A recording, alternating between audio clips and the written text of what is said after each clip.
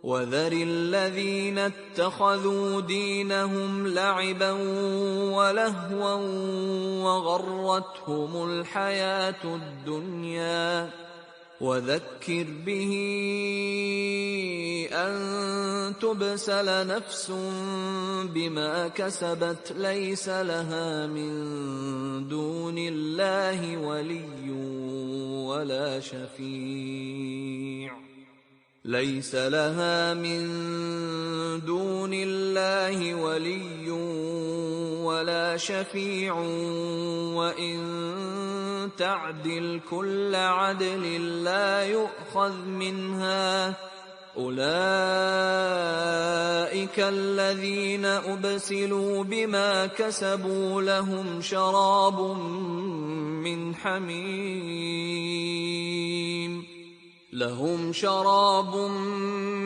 حميم وعذاب أليم بما كانوا يكفرون. 70 sampai 73 mungkin Pak Quraisy bisa menjelaskan kepada kita, Pak Quraisy. Silakan. Baik, bismillahirrahmanirrahim. Saya mau kasih mukadimah dulu. Kita ini makhluk sosial. Ya. Kita tidak bisa hidup sendiri. Kita harus bekerja sama. Ya. Kita tidak bisa hidup tanpa teman. Ya. Al-Quran memberi tuntunan. Siapa yang wajar Anda jadikan teman dan siapa yang harus Anda tidak jadikan teman walaupun tidak harus dijauhi. Ada orang bukan teman saya, tapi saya tidak anti dia. Kita akan berusaha memahami ayat 70 dan seterusnya ini, memahaminya dalam konteks itu. Sebenarnya Al-Quran itu, sebelum saya lanjut lagi, Al-Quran itu bisa ditinjau dari berbagai aspek. Ya, ada orang kalau seperti gajah dengan seorang buta, kalau dia pegang ininya dianggap gajah begini. Seperti berlian, kalau Anda lihat dari depan itu beda dengan kalau Anda lihat dari belakang. Ya. Nah, kita ingin memahami ayat-ayat kita ini dalam konteks pergaulan. Mari kita baca ayatnya. A'udzubillahi minasyaitonirrajim. Bismillahirrahmanirrahim. Wa dzaril ladzina ittakhadhu dinahum la'iban wa lahwan wa gharrathumul hayatid dunya wa dzakkir bihi, dan seterusnya. Tinggalkanlah orang-orang yang menjadikan agama mereka permainan dan bahan kelengahan, serta mereka yang dilengahkan, ditipu oleh kehidupan dunia. Mari kita lihat yang pertama. Ayat ini berkata menjadikan agama mereka, bukan menjadikan agama kamu. Beda kan? Tinggalkan orang yang menjadikan agama mereka bahan permainan. Semua agama itu paling tidak memiliki 3 hal pokok. Semua agama percaya bahwa di alam raya ini ada penguasa dan pengaturnya yang kita namai dalam Islam Allah atau Tuhan. Iya. Tidak ada agama yang tidak mengakui wujud Tuhan. Satu. Semua agama, apapun agama itu, percaya bahwa ada pembalasan amal baik dan amal buruk. Ada hari kiamat. Ya. Yang ketiga, semua agama itu ada ketentuannya di mana penganutnya berhubungan dengan Tuhan tadi serta mempunyai nilai-nilai hubungan antar sesama manusia. Semua agama mengajarkan sholat, katakanlah kita dalam Islam ya, sholat, ada sholat. Semua agama itu ada sholat. Pernah suatu ketika ada seorang sahabat Nabi, Nabi berkata, sholat 5 kali sehari. Dia bilang, Nabi, tidak usahlah sholat. Apa jawab beliau? La khaira fi dinin la sholatan. Tidak ada baiknya suatu agama yang tidak ada sholatnya, dalam arti yang bersangkutan penganutnya tidak berhubungan dengan Tuhan. Semua agama begitu. Agama apa? Ada orang-orang yang mengaku beragama, tapi tidak menghayati nilai-nilai agamanya. Ya, ayat ini berkata, Zaril ladzina ittakhadhu dinahum la'iban. Tinggalkan itu orang-orang yang menjadikan ajaran agama mereka, nilai-nilai yang diajarkan oleh agama mereka, tinggalkan mereka yang menjadikan agama mereka atau nilai-nilainya hanya sebagai permainan. Ada Muslim nih, kita ambil agama Islam tuh. Ayo sholat, itu kan sholat hanya ini.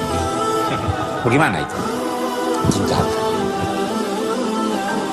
Ada satu orang Kristen, kita tidak dilarang berteman dengan orang Kristen yang baik, yang tidak, jangan pernah malu atau berkata bahwa menurut ajaran agama saya, misalnya kita di Islam, minuman keras itu terlarang.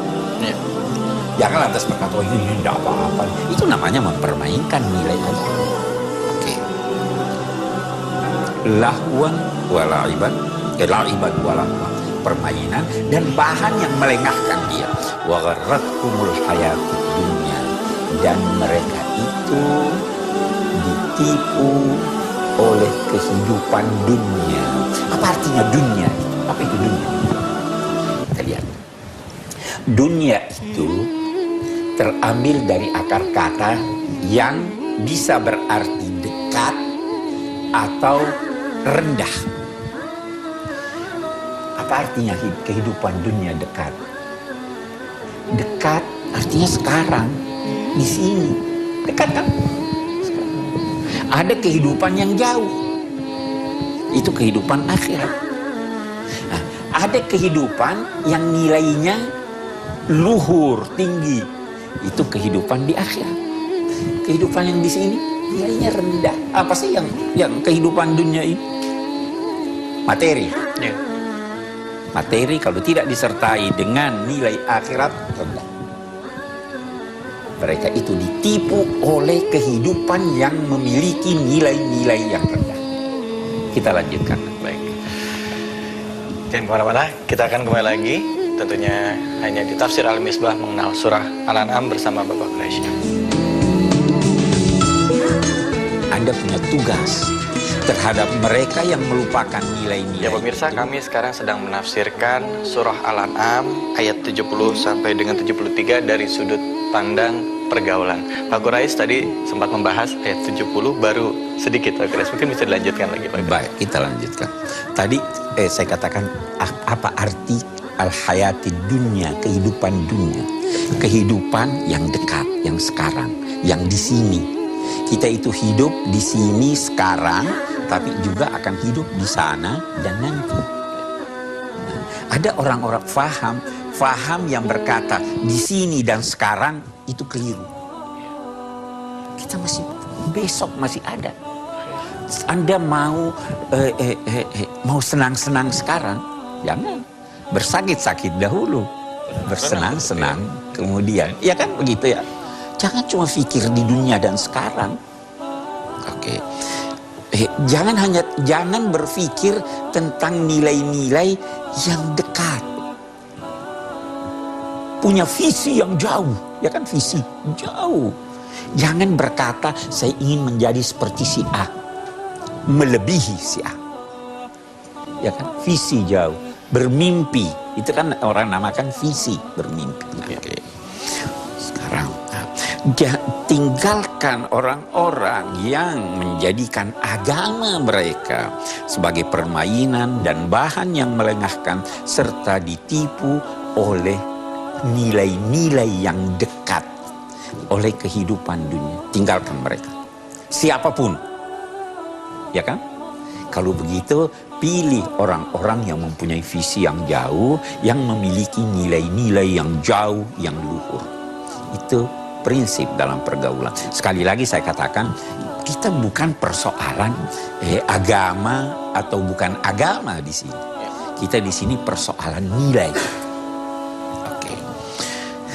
Tetapi wadzakir bihi. Anda punya tugas terhadap mereka yang melupakan nilai-nilai itu, bahwa ingatkan dia. Nah, mengingatkan itu tidak harus dalam bentuk Anda begini-begini, apalagi maksa-maksa orang. Salah satu bentuk mengingatkan itu Anda tampil dengan baik. Anda beri contoh yang baik. Tidak harus pakai ayat Quran, ya kan? Anda sebagai pelajar, misalnya, sebagai mahasiswa, tidak harus Anda berkata ini ayat Quran berkata begini. Anda tampil bersih, rajin, berprestasi. Itu namanya mengingatkan dia. Wadzakir bihi antubsala nafsum bima kasabat laisa laha min dunillahi waliyyun wala syafi'. Jangan tinggalkan, jangan abaikan untuk memberi ingat orang lain agar seseorang tidak terhalangi dari rahmat Allah karena kelalaiannya orang itu. Ya kan, ini lalai. Inginkanlah kebaikan untuk semua orang, itu ayatnya. Ingatkan dia dengan cara yang baik. Sebab kalau Anda tidak mengingatkan dia, dia tidak dapat rahmat Allah. Kalau Anda biarkan dia terus dalam posisi itu, kasihan dia. Rahmat tidak ke sana. Itu yang dimaksud. Baru wa in ta'dil kulla adlin la yu'khad. Nanti di hari mendatang, kalau dia mau menebus dengan tebusan apapun, tidak bisa ditebus. Kita jangan dulu pergi ke akhirat. Kita di sini. Anda nih tahu kalau sudah tua, nyesel. Mau bayar ketinggalan Anda pada masa muda, tidak bisa. Saya pun masih nyesel. Kenapa dulu waktu muda saya tidak belajar ini, belajar. Saya mau tebus, tidak bisa. Apalagi kalau yang ketinggalan itu adalah nilai-nilai luhur dan kita rugi di akhirat. Itu pesannya ini. Jangan sampai itu terjadi. Tidak ada bagi orang-orang yang semacam itu pelindung, tidak ada yang dapat memberi syafaat walaupun dia memberikan, ingin menebus dengan segala macam tebusan. Ulaika alladzina ubsilu bima kadzabu. Mereka itulah orang-orang yang merugi. Mereka itulah orang-orang yang tidak mendapat rahmat Tuhan akibat perbuatannya sendiri. Oke. Lahum syarabun min hamimin wa adzabun alim bima kanu yakfurun. Nanti di hari kemudian mereka akan diberi minum dari air yang sangat panas dan siksa yang sangat pedih disebabkan karena mereka kafir. Apa artinya kafir? Mereka menutupi nikmat Allah. Anda diberi kesehatan, Anda diberi waktu, Anda tidak gunakan itu. Jadi jangan pernah beranggapan bahwa kafir itu hanya tidak percaya pada Allah. Segala kegiatan yang bertentangan dengan ajaran agama itu kekufuran. Bukan cuma yang tidak percaya pada Allah. Anda diberi waktu. Allah menghendaki agar Anda menggunakan waktu Anda sebaik-baiknya. Anda tidak menggunakan waktu sebaik-baiknya, Anda kufur. Itu namanya kufur nikmat, kan? Nah, okay. Disebabkan karena kekufuran mereka. Baru dia katakan, Qul anad'u min dunillahi ma la yanfa'una wa la yadurruna wa nuraddu ala aqabina ba'da idh hadanallah. Sampaikanlah wahai Nabi Muhammad, apakah kami akan menyembah selain Allah, akan patuh kepada selain Allah yang, kalau redaksi ayat ini, la yanfa'una wa la yadurruna, yang tidak bermanfaat buat kami, tidak juga memberi madarat buat kami. Maksudnya, yang tidak bermanfaat bagi kami walau kami menyembahnya, dan tidak juga memberi madarat bagi kami walau kami tidak menyembahnya. Jadi kalau menyembahnya dapat madarat, ya kan? Lebih lagi dari itu. Wa nuraddu ala aqabina ba'da iz hadanallah, dan kami dikembalikan ke belakang berpaling setelah Allah memberi petunjuk kepada kita. Kita akan bahas ini sebentar. Baik, terima kasih Pak Kris. Kita akan lanjutkan lagi. Jangan kemana-mana, tetaplah di Tafsir Al-Misbah. Kalau Anda mendapat petunjuk dari orang lain yang tidak sejalan. Selamat bergabung buat Anda pemirsa yang baru saja bergabung di Tafsir Al-Misbah, mengenal surah Al-An'am bersama Bapak Quraish Shihab. Tadi sudah dijelaskan tentang ayat 71. Saya jadi gemeteran sendiri nih Pak Quraish, bahwa kadangkala kita dalam kehidupan yang saat ini, kita suka mulai meninggalkan nilai-nilai Islam. Karena ini mungkin bisa dilanjutkan lagi Pak Quraish, biar kita lebih paham lagi Pak Quraish. Baik, kita lanjutkan. Ya. Jadi tadi sudah datang menggambarkan bagaimana seorang yang berteman dengan orang-orang yang tidak memiliki nilai-nilai luhur. Agama berkata tinggalkan dia, tapi Anda punya tugas memberi peringatan, menyampaikan baik dengan lisan, tetapi yang lebih penting lagi dengan prestasi Anda, ya kan? Oke. Baru dikatakan tadi, kita sudah berceritakan, apakah kami akan menyembah selain Allah, akan mengabdi kepada selain Allah, yang kalau kami mengabdi kepadanya tidak dia beri manfaat, dan kalau kami tidak menyembah atau mengabdi kepadanya tidak juga memberi mudarat.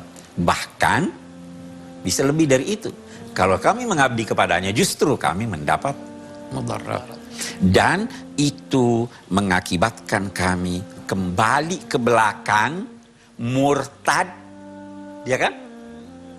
Meninggalkan nilai-nilai luhur setelah Allah memberi kami petunjuk. Nah, ini sebenarnya bisa terjadi terhadap orang-orang muslim nih. Iya. Gitu. Sudah dapat petunjuk, bergaul dengan ini, berbalik ke belakang. Nah, jadi sekali lagi, perlu pilih teman atau tidak? Karena dia bisa mengantar Anda kembali. Teman yang melecehkan agamanya sendiri. Baik, kita lanjutkan. Baru dia beri contoh. Kallazi istahwathu syayatin fil ard. Seperti keadaan seorang istahwathu. Istahwathu ini punya banyak makna. Bisa berarti diombang-ambing hawa, istahwa hawa, diombang-ambingkan oleh angin. Hairan, dia sendiri bingung. Atau istahwathu al-huwi, jatuh terjerumus. Seperti seorang yang berada di atas jatuh terjerumus ke bawah. Anda punya nilai-nilai luhur yang tinggi.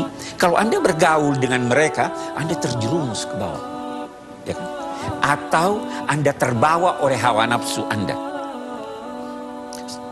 Hairan, lahu ashab yad'unahu ilal huda i'tina. Dia bingung. Masih ada benih kebaikan di dalam hatinya. Ada teman-temannya mengajak, ayo dong, jangan pergi sama dia, mari kita bersama-sama. Ya. Dia mempunyai lahu ashab, dia mempunyai teman-teman yang mengajaknya kepada al-huda. I'tina, ayo mari gabung, tinggalkan dia itu. Anda terjerumus ke bawah, jangan. Mari bersama kami. Qul inna hudallahu wal huda. Katakanlah bahwa petunjuk Allah itulah petunjuk yang sempurna. Kalau Anda mendapat petunjuk dari orang lain yang tidak sejalan dengan petunjuk Allah, itu bukan petunjuk. Kalau Anda mendapat petunjuk, yakinlah bahwa petunjuk Allah lebih sempurna dari itu. Wa umirna linuslima lirabbil alamin. Kami diperintahkan untuk patuh, berserah diri setelah usaha kepada Tuhan pemelihara semesta alam. Kami diperintahkan juga, ini temannya nih yang ajak dia nih. Hei, tinggalkan itu, ikut grup kami aja. ini petunjuk Allah, itu petunjuk yang benar. Dia sendiri bingung. Ya kan? Hairan, bingung. Gimana tuh? Karena masih ada benih kebaikan di dalam hatinya. Diajak, jangan begitu. Baru itu tadi. Wa an aqimus shalah wattaqu wa huwallazi ilaihi tuhsyarun. Ayo, mari sholat. Ini pokoknya ini sholat. Dia tidak katakan di sini, mari zakat kan? Karena boleh jadi teman-teman Anda belum punya ini. Mari pergi haji, tidak, aqimus shalah. Mari kita melakukan hubungan dengan Allah secara baik. Mari kita berdoa. Aqimus shalah wa huwallazi ilaihi tuhsyarun. Dan Dia Allah itulah yang nantinya semua akan dihimpun kepadanya di hari kemudian. Wa huwallazi khalaqas samawati wal ardh. Dia Allah, baru di sini dia jelaskan sifat-sifat Allah. Dia Allah yang menciptakan, khalaqa. Khalaqa itu artinya mencipta dan mengatur. Allah yang mencipta dan mengatur alam raya ini. Dia yang mengatur. Mengatur perjalanan bintang-bintang supaya tidak tabrakan itu. Mengatur peredaran matahari. Allah, itu sifat Allah. Khalaqas samawat wal ard bil haq, dengan tujuan yang benar. Anda kira alam raya yang begini luas diciptakan Allah sia-sia? Kira betul? Afahasibtum annama khalaqnakum abatha. Anda kira bahwa Anda diciptakan Allah sia-sia hanya untuk foya-foya, main-main? Tidak. Ini ada tujuannya yang benar. Itu yang harus diingatkan. Kita punya tujuan jauh ke sana. Khalaqas samawati wal arda bil haqq wa yauma yaqulu kun fayakun qauluhul haqq. Dan pada saat dia berkata kun fayakun, kun fayakun itu Allah itu tidak berkata kun fayakun. Ini menggambarkan kuasa Allah mencipta sesuatu sedemikian mudah dan sedemikian singkat, seperti kalau Anda berkata kun. Kun itu singkat ya,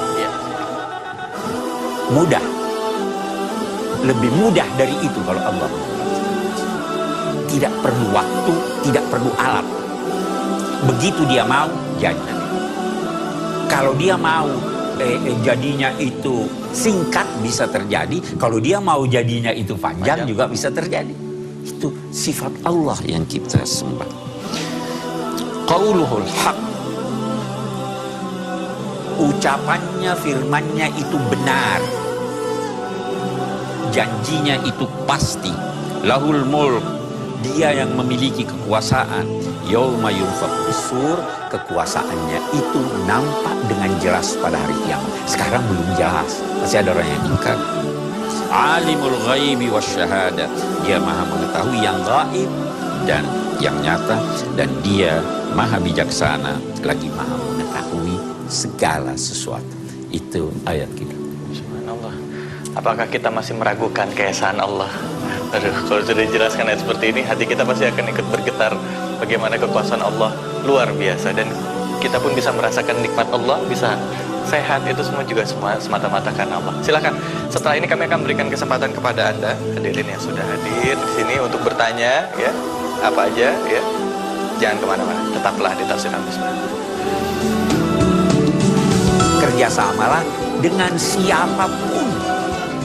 Kembali lagi di Tafsir Al-Misbah. Silakan, sekarang kami berikan kesempatan bagi Anda, ya, jamaah yang hadir di studio untuk bertanya.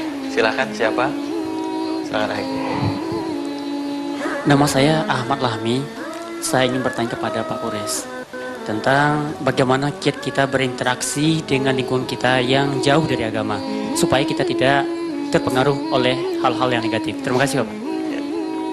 Kita mau lihat dulu, atau pertama yang perlu Anda nilai dan tahu, seberapa jauh dia dari agama. Dan apa yang menyebabkan dia jauh dari agama. Apakah, yang perlu juga Anda tanyakan lagi, apakah jika Anda bergaul dengannya, Anda cukup kuat sehingga tidak terpengaruh? Ataukah Anda lemah sehingga Anda dipengaruhi? Apakah Anda cukup kuat sehingga bisa mempengaruhinya atau tidak? Itu semua faktor yang harus menjadi bahan pertimbangan, ya kan? Ada orang berkata, oh saya sengaja bergaul supaya saya ajak dia salat. Dia yang terbawa. Malah dia nggak sholat. Nah, jadi sikap agama kita prinsipnya, kita bisa bergaul dengan semua orang, tetapi kalau dia sangat buruk, Anda harus menjauh. Jangan sampai dia mempengaruhi Anda. Tetapi kalau dia sangat buruk dan Anda merasa bisa untuk ini, Anda boleh bergaul. Nah, kalau Anda menjauhi dia, Anda dituntut untuk menampilkan kepribadian Anda. Walaupun tidak bergaul, tapi dia bisa lihat, oh itu orang begini ya, itu orang begini. Saya kira itu prinsipnya, kita tidak dilarang ya, karena itu secara umum Al-Quran menyatakan ta'awanu 'alal birri wat taqwa wala ta'awanu 'alal ismi wal 'udwan. Bekerja samalah dengan siapapun, asal itu dalam kebajikan dan dalam ketakwaan. Jangan bekerja sama dengan siapapun, walaupun dia muslim, tapi itu menyangkut dosa dan ini. Jadi saya kira prinsip umumnya seperti itu. Kita harus pelajari ya. Ya. Oke. Baik Mas, sudah jelas ya. Kesempatan berikutnya silahkan. Siapa? Nama saya Nuruti Alfat. Saya ingin bertanya kepada Pak Quraisy Shihab. Faktor apa saja yang dapat mendorong seseorang untuk mempermainkan agamanya? Mohon diberikan penjelasan. Faktor apa saja yang mendorong orang untuk bisa mempermainkan agamanya? Lupa diri, lupa Tuhan. Ya kan? Itu faktor. Dia lupa Tuhan, dia lupa dirinya siapa. Dia lupa Tuhan. Itu salah satu ayat itu, nasullaha fa'ansahum anfusahum. Dia melupakan Allah sehingga Allah menjadikan dia lupa diri, dia lengah. Nah, boleh jadi juga dia bodoh, tidak mengerti ajaran agama. Ada tuh orang-orang begitu, dia misalnya minuman, oh ini sih enggak apa-apa kalau sedikit. Ya. Iya. Oh. Ada yang begitu ya? Ada yang kayak begitu. Bisa jadi karena dia tidak tahu. Nah, tapi sudah dinilai bahwa dia melanggar agama. Jadi faktornya bisa jadi kebodohan, bisa jadi keangkuhan, bisa jadi pengaruh dari luar. Dan itu yang paling banyak loh. Anak orang baik, di rumah baik, bergaul, tidak ngerti, lupa Tuhan, terjerumus. Nah, karena itu dalam literatur agama ada 3 yang dia garis bawahi sebab dari kerusakan. Yang pertama pergaulan, itu sebab kerusakan karena Anda bergaul salah. Yang kedua, sifat Anda sebagai pemuda itu bisa mendorong Anda untuk ini. Lebih mudah terjerumus yang muda daripada yang tua, ya kan? Yang tua udah punya pengalaman. Dan yang ketiga, pengangguran. Anda nganggur, kemana? Bede mau jalan-jalan ke sana. Kalau Anda tidak menganggur, Anda belajar di rumah, belajar dengan teman. Oh saya tidak punya waktu, saya mau ujian. Itu Anda tidak terjerumus. Nah jadi ini benih-benih yang harus dihindari. Saya kira jelas ya. Oke. Silakan. Berikutnya siapa lagi yang mau bertanya? Ya, saya Usman Ralibi. Saya ingin bertanya kepada Pak Quraisy. Ya, pertanyaannya adalah apa saja kriteria memilih teman yang baik dan bagaimana cara bergaul yang baik dan bermanfaat seperti yang diajarkan oleh Nabi Muhammad SAW. Ya, terima kasih. Teman yang baik itu adalah yang paling sedikit memuji Anda. Itu banyak memuji gini-gini. Yang paling berani menyampaikan nasihat pada Anda. Kalau Anda, itu yang paling baik itu. Jadi ini ya. Kalau mau pilih teman, cobalah berjalan dengan dia, berpergian dengan dia. Kalau Anda pertama kali lihat ketika berpergian itu dia sudah tidak salat misalnya, ya dia sudah bohong, dia sudah foya-foya, tinggalkan dia. Karena kalaupun pertama kalinya Anda belum terpengaruh, yang kedua dan yang ketiga Anda pasti terpengaruh. Itu sebabnya ada ungkapan, saya tidak perlu bertanya tentang siapa Anda. Saya cukup bertanya siapa teman Anda. Karena saya akan tahu Anda baik kalau teman Anda baik, Anda buruk kalau teman Anda buruk. Saya kira jelas ya. Nah, itu sebabnya kita kembali ke ayat kita tadi. Orang yang tidak memiliki nilai-nilai luhur, tidak menghayatinya, jangan. Kita bisa berteman dengan non-muslim yang baik.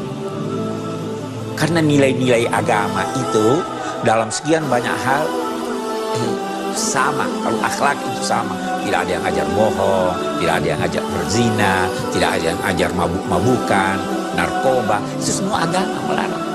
Semua agama menganjurkan hormat pada orang. Semua agama itu, walaupun dia punya agama beda, Anda boleh berteman dengan dia. Saya kira itu azaril ladzina takhadhu dinahum la'iban wala. Itu pesan. Oke. Baik, terima kasih banyak Pak Quraish. Cuman karena waktunya sangat terbatas nih, jadi ditahan dulu pertanyaannya. Kita akan lanjutkan lagi, jadi Anda jangan kemana-mana, tetaplah di Tafsir Al-Misbah. Jangan korbankan akidah Anda demi toleransi. Pemirsa, kita lanjutkan lagi silaturahim kita dalam Tafsir Al-Misbah mengenal surah Al-An'am bersama Bapak Quraish Shihab. Tadi kami membuka sesi tanya jawab dan sekarang kami membuka sesi tanya jawab yang kedua bagi jamaah yang hadir di sini. Silakan, siapa yang mau bertanya? Ya, Mas. Nama dan langsung pertanyaannya. Nama saya Muhib Rosidi. Saya ingin bertanya kepada Pak Quraish, bagaimana menurut Bapak tentang pandangan orang yang menganut ajaran pluralisme demi perdamaian dan untuk agar mudah dengan berhubungan dengan muluk agama lain. Terima kasih mohon penjelasannya. Pluralisme. Sekarang begini.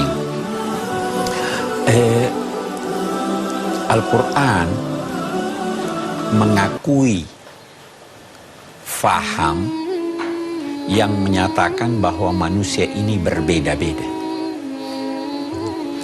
Perbedaan-perbedaan itu tidak menghalangi manusia untuk bekerja sama dalam kebaikan.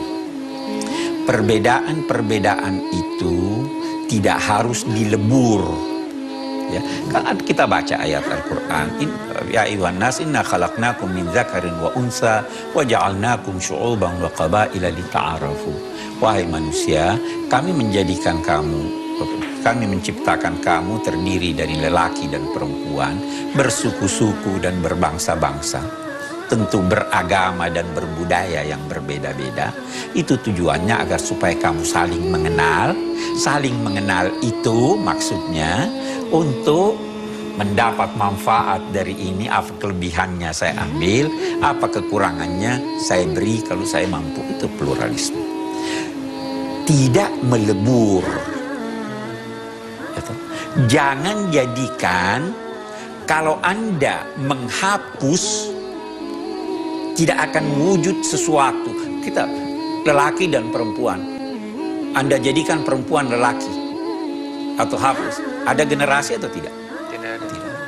Kita pahami pluralisme dalam arti mengakui keberadaan wujud yang berbeda-beda ini tanpa meleburnya, tanpa kita mengorbankan keyakinan kita, tetapi kita bekerja sama. Ya kan? Itu pluralisme yang diajarkan Islam. Yang terlarang itu kalau Anda berkata demi pluralisme kita samakan aja semua agama. Enggak benar dong. Agama berbeda-beda.